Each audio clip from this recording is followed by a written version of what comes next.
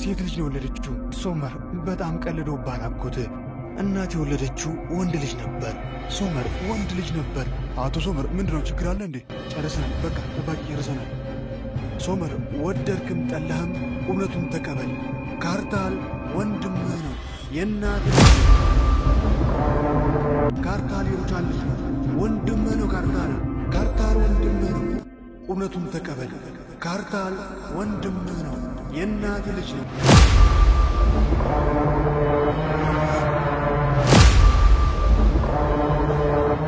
ሶመር ከሲቪላ የሰማውን ነገር እንዴት ብሎ መቀበል እንደሚችል ግራ እየተጋባ የሰማውን ነገር ውሸት ነው ብሎ ለራሱ ደጋግሞ ለመንገር ቢሞክርም ነገር ግን ከእውነት መሸሽ አይቻልምና ከህሊናው ጋር እየተሟገተ ቱርካን ከጎኑ ሆና አይዞ ትለዋለች፣ ታበረታዋለች።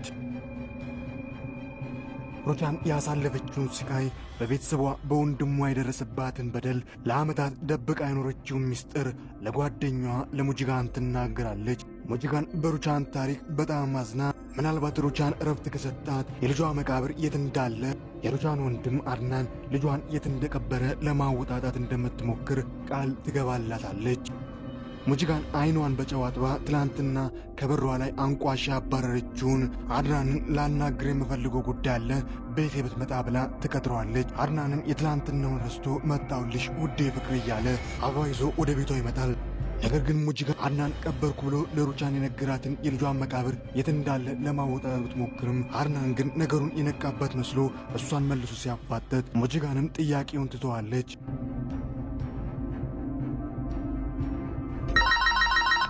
ሙጂጋን ውዴ ስልክሽን እየጠበቅኩ ነበርኩ። አድና ምንድን ነው ያለሽ? የት ነው ያለው ልጄ መቃብር? ሩቻን በጣም ይቅርታ አድርጊልኝ። አልሆነም ሞክሬ ነበር ጓደኛዬ፣ ነገር ግን አድናን በቀላሉ የሚሸወድ ሰው አይደለም። እሺ አመሰግናለሁ። የሙስጠፋ ችግር የሙስጠፋ መዘዝ እያደረ ለዳሪያ ከባድ ችግር ሆኖባታል። ሰውዬ እኔና ሙስጠፋ ተፋተናል። ሂድና እሱን ፈልገ ካለበት ጠይቀው። ባልሽ የት እንዳለማ መታወቂው አንቺ ነሽ። የት ነው የደበቅሽው? ባልሽ ከኔ በርካታ ገንዘቦችን ተበደረ። አንቺ ግን እዚህ ነህ ታሾፊያለሽ አይደል? የባልሽ ዕዳ መከፊያው አንቺ ነሽ። እሱ ባል አይደለም። እኔና እሱ ተለያይተናል። ዞር በልኝ ብያለሁ። በቃ አሁን ዞር በልኝ። ለነገሩ ምንም ችግር የለውም። እሱ ባይኖርም የዕዳው ገንዘብ ባይኖርም አንቺ ያለሽ አይደል? አንቺ መውሰድ እችላለሁ። ዳሪያ ከሰውየው ለማምለጥ ትሞክራለች። ሰውየው ዳሪያ የምትሰራበት ቦታ ድረስ መጥቶ ዳሪያን እየተተናኩሳት እያለ ካርታል ይመጣል። ካርታል ይህንን ሲመለከት ሰዓት ለብሶ ሰዓት ኮርሶ እየሮጠ መጥቶ ሰውየውን ቅድቦት ያባረዋል። ዳሪያ ደህና ነሽ አይደል? ደህና ነኝ፣ ግን የሙስጠፋ መዘዝ መቼ እንደሚያልቅ አላውቅም። ለማንኛውም ሐሳቡን ተይና ነይ ሻይን ጠጣ። ስራዬስ ስራ ላይ እኮ ነኝ። ለዛሬ ፍቃድ ሳትጠይቅኝ እንድታርፊ ፈቅጄልሻለሁ። ነይ እንሂድ።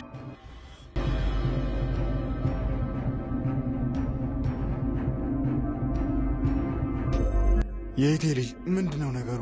ሳታስፈቅደኝ እኔ ያለሁበት ድረስ መምጣት ጀመርክ ወይስ እየተከታተልከኝ ነው? ምን ነው አጎቴ፣ አንተም ማግኘት ችግር አለው እንዴ? ምንም ችግር የለውም። እሺ ምን ፈለክ? በምን ጉዳይ ነው እዚህ ድረስ የመጣው? ስለ ካርታል ላወራ። ስለ ካርታል ምን? ስለ ካርታል ቤተሰቦች፣ አንተና ካርታል ምን እንዳላችሁ። ስለ ካርታል እናንተ የሚያገባችሁ ነገር የለም። ለካርታል እናቱም አባቱም ቤተሰቡ እኔ ነኝ። እናንተ ደግሞ ምንም አያገባችሁም። ተው እንጂ አጎቴ፣ እውነት አንተ ቤተሰቡ ነህ? ምን እያልክ ነው አንተ ልጅ? ምን ለማለት እየሞከርክ ነው? አጎቴ ልታሞኘኝ አትሞክር። እኔ ሁሉ ነገር አውቄያለሁ። ሁሉን ነገር አውቄያለሁ። ምንድን ያወቀው? ምንድን ያወቀው? ማወቅ ያለብኝን ሁሉ አውቄያለሁ። ምንድን ያወቀው? ምንድን ነው ያወቀው?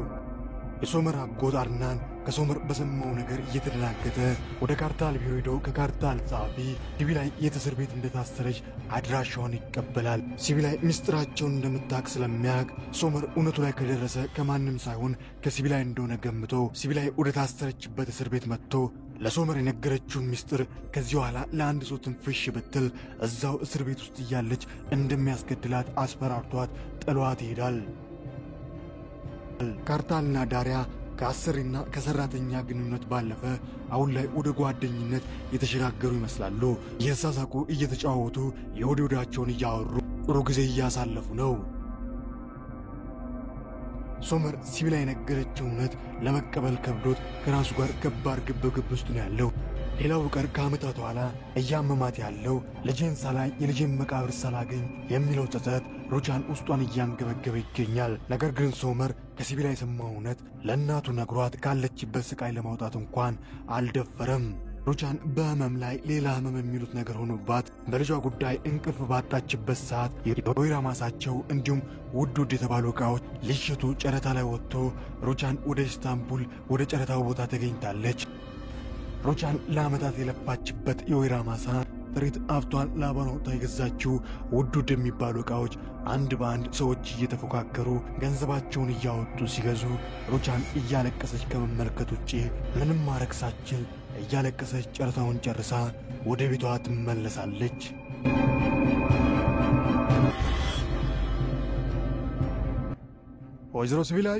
ወይዘሮ ሲቪላይ ጥያቄ አለሽ። ካርታል ምን ነው ሲቪላይ ደነገጥ ሲልበልሽ? አረ አልደነገጥኩም፣ ማለቴ ትመጣለህ ብዬ አልገመትኩም ነበር። ለምን አልመጣም? መጥቼ ጠይቅሻለሁ። አንድ ሰሞን እኮ ወዳጄ ነበርሽ። እስኪ ያንን የወዳጅነት ጊዜያችንን እያሰብሽ እውነቱን ንገሪኝ። ምንድነው ስለኔ የምታውቂው ምስጢር? ስለኔ፣ ስለ ቤተሰቦቼ እኔም አላውቀው አንቺ የምታውቂው ምስጢር ምንድነው? ሲቪላይ ሁሉን ነገር ንገሪኝ። ምንም ምስጢር ብሎ ነገር የለም። እኔ ምንም አውቀው ነገር የለም። ምንድነው ሲቪላይ? ስላንተ ካንተ በላይ አውቃለሁ ስትይ ስታስፈራሪኝ አልነበረም እንዴ? ምንድነው ስለኔ የምታውቂው ነገር? ምንም አውቀው ነገር የለም። ምንም የለም። ጠባቂ በሩን ክፈትልኝ። ጠባቂ! አቤት ካርታል፣ ምን አልከኝ? ዛሬ ቢሮ ላይ የሚገኙ ሙሉ ቀጠሮችን ሰርዤ። ምንድነው ችግር አለ እንዴ? እኔም አንቺም መስራት ያለብን አንድ አንገብጋቢ ጉዳይ አለ። ምንድነው እሱ? በዚህ ሳምንት ሲቪላይን ወደ እስር ቤት መጥቶ የጠይቃት ማን ነው? ሁሉንም የስም ዝርዝራቸውን ፈልግልኝ። አጎቴ ግን የታሰረችበትን አድራሻ ተቀብሎኝ ነበር እኮ። አጎቴ ለምን? ምን ያደርግለታል? እሺ ለማንኛውም ያልኩሽን አድርጊ፣ በፍጥነት አድርጊና አሳውቂ። አድናን በሩቻን ጉዳይ የቀረበችውን ሙጂጋንን እያሰበ ምሳ ልጋብዝሽ ብሎ በፈገግታ ተሞልቶ ወደ ቤቷ ይመጣል። ሙጂጋን ግን ቤቷ እንኳን ሳታስገባው ከበር ልትመልሰው ትሞክራለች። ሙጂጋን ውዴ፣ የምትወጂውን ምሳ ነው መጋብዝሽ። ካልፈለግሽ ደግሞ እዚሁ አንቺ ቤት ውስጥ መስራት እንችላለን። አድናን ብዙ ስራ አለብኝ፣ የትም አንሄድም፣ ወደ ውስጥ መግባት አትችልም። እዚህ ሙጂጋን ውዴ፣ ምን እያልሽ ነው? አድናን በቃ ከዚህ ሂድ ብያለሁ፣ ሂድ በቃ። ቆይ ምንድነው ነገሩ? ደስ ሲልሽ እንደ ውሻ አንቋሸሽ ከዚህ ታባሪያለሽ፣ ደስ ሲልሽ ደግሞ ደውለሽ ላገኝ እፈልጋለሁ ብለሽ እዚህ ቤትሽ ታመጭኛለሽ። ሙጂጋን እየቀለድሽብኝ ነው ማለት ነው? አድናን በጣም ይቅርታ አድርግልኝ። እውነቱን ልንገርህ፣ ትላንትናም ቦን አንተን ደውዬ ወደዚህ የጠራው በሩቻን ጉዳይ ነው። የሩቻን ልጅ የት እንደተቀበረ ማወቅ ስለፈለግኩ ነው። ያ ነው በቃ። በጣም ጥሩ። ስስ ጎኔን ስላወቃችሁ አንቺና ጓደኛሽ እኔ ላይ ተጫወታችሁብኝ። ሙጂጋን ከአንቺ ጋር እገናኛለሁ፣ እሷን ግን ዋጋዋን አስከፍላታለሁ። ማንም በእኔ ላይ ሊጫወትብኝ አይችልም፣ ማንም።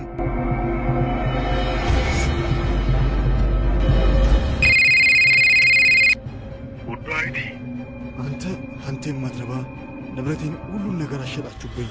አሁን ደግሞ ምን ፈለግ? እኔን ልትገለኝ ነው የምትፈልገው? ውዷ እህቴ፣ እኔማ ተገናኝተን ቁርስ እንድንበላ ፈልጌ ነው። ለማንኛውም በርሽ ላይ ነኝ። እንተ የተረገምክ ምንድነው እዚህ የምትሰራው? ከቤቴ በር ላይ ዞር በልልኝ ብያለሁ። ዞር በልልኝ በቃ። ሩቻን ቆይ ቀስ በይ እንጂ። የልጅሽ መቃብር የት እንዳለ ማወቅ ትፈልጊያለሽ አይደል? ትፈልጊያለሽ አውቃለሁ። ነይ፣ የልጅሽ መቃብር የት እንዳለ ላሳይ። ነይ፣ ልጅሽ ወዳለበት ቦታ ልውሰድሽ። እውነት የልጅን መቃብር ታሳይኛለህ አድናን? አዎ ነይ፣ በፍጥነት ነይ፣ ጊዜ አታባክኝ፣ ቶሎ በይ። ሩቻን የልጅን መቃብር ማየት አለብኝ ከሚል ጉጉት ደግማ እንኳን ሳታስብ በር ላይ እየጠበቃት ወደሚገኘው ወደ ወንድሟ መኪና ውስጥ ገብታ ጉዞ ትጀምራለች።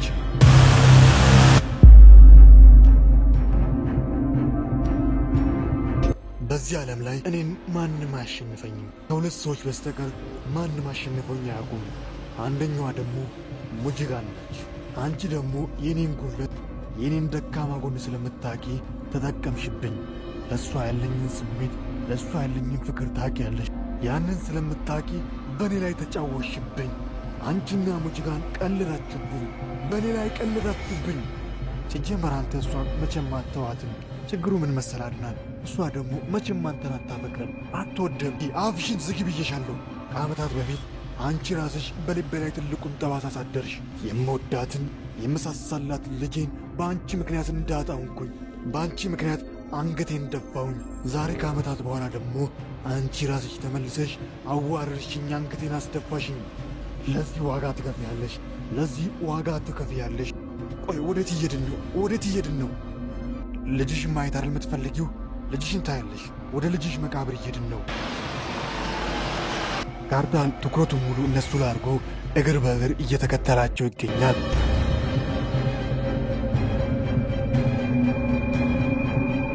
ነይ ውረጂ፣ ደርሰናል። የት? እዚህ ነው እንዴ? ነይ ውረጂ ብሻለሁ። ነይ ወደዚህ።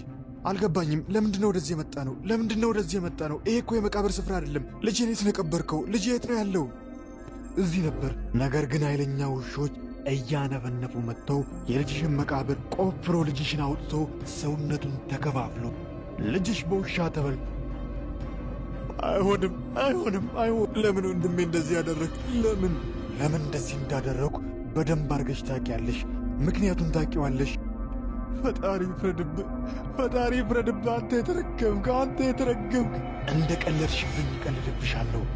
ላረግሽው ነገር ሁሉ ዋጋ ትገቢያለሽ። እዚህ ባህር ውስጥ የአሳ ነባሪ ራት እንድትሆኝ ነው ማረግሽ።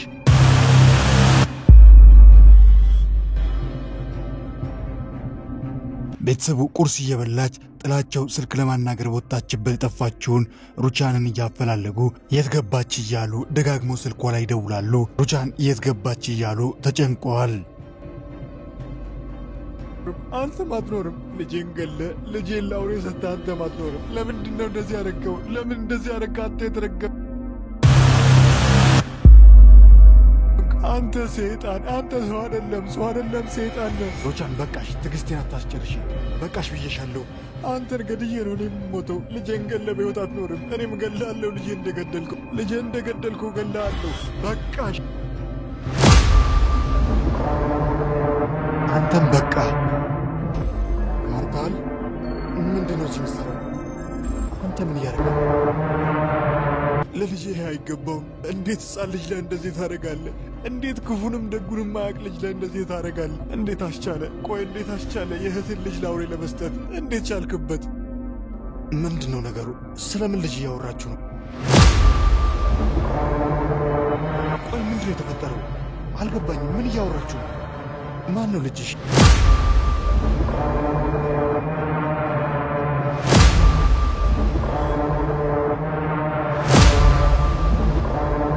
ሰላም ውድ የቃና መሳጭ ቤተሰቦች እንዴት ናችሁ? እንዴት ቆያችሁልኝ? ለዛሬ ያሰናዳሁላችሁ ተወዳጁ ተናፋቂው ድራማ የወፍ ጎጆ ክፍል 110 ይህንን ይመስል ነበር። እንዴት ነበር? ሐሳብ አስተያየቶን ያስቀምጡ። በቀጣይ ክፍልስ ምን ይከሰት ይሆን? ሁሉንም አብረን የምንመለከት ይሆናል።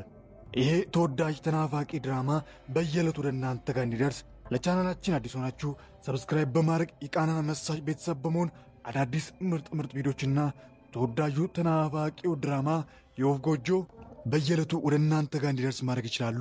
ሁላችሁም ደግሞ ቪዲዮቻችንን ላይክ ማድረግ በፍጹም እንዳይዘነጋ። ቪዲዮቻችንን ላይክ ባደረጋችሁ ቁጥር የምንለቃቸው ቪዲዮች በጠቅላላ ቀደም ብሎ ወደ እናንተ ጋር ይደርሳሉ። ስለ ሁሉም እስከ መጨረሻ ከኔ ጋር ስለነበራችሁ ከልብ እያመሰገንኩኝ በቀጣይ ክፍል እስክንገናኝ ክፉ አይንካዎት፣ ደግ አይለፎት። አገሬ ሰላም ትሁን።